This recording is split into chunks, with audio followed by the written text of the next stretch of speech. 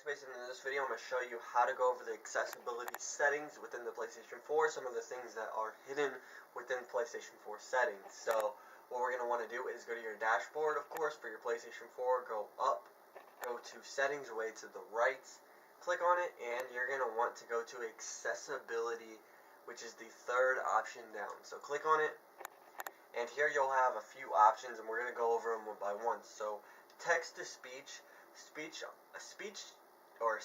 text on the screen and provide spoken guidance for the operating system. This works only with some features.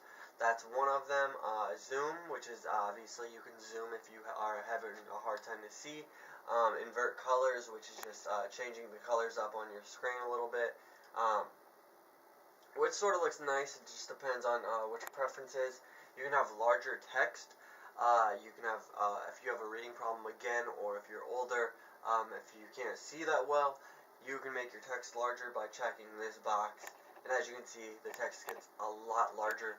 You can use bold text as well by checking the next one. You can use high contrast, which says adjust the colors of the text and backgrounds to improve the clarity of things on the screen. This works only with some features again, but high contrast again may help with people who have trouble seeing. Closed captions you can use to obviously see the text of people's speech on the screen, so that, you know, if you have the TV turned down, you can still read the captions and still read what they're saying. Next we have button assignments, which basically allows you to reassign the buttons on your PlayStation 4 controller, or it's sometimes called remapping. So you can remap your button if you want to, or your buttons on your controller. We have auto scroll speed, which means, you know, when you're scrolling through content, how fast do you want it to go.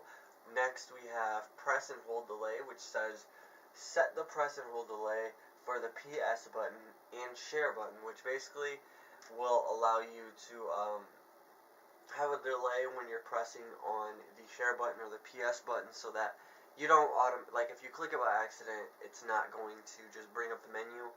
You actually have to hold the button down so that in case you press it by accident, it doesn't bring it up while you're playing a game or something, which is a good thing to have on sometimes.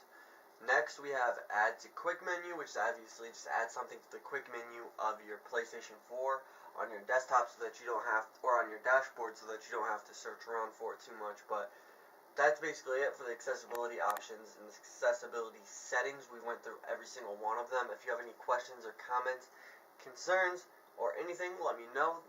Please like and subscribe to this video if it helped you in any type of way.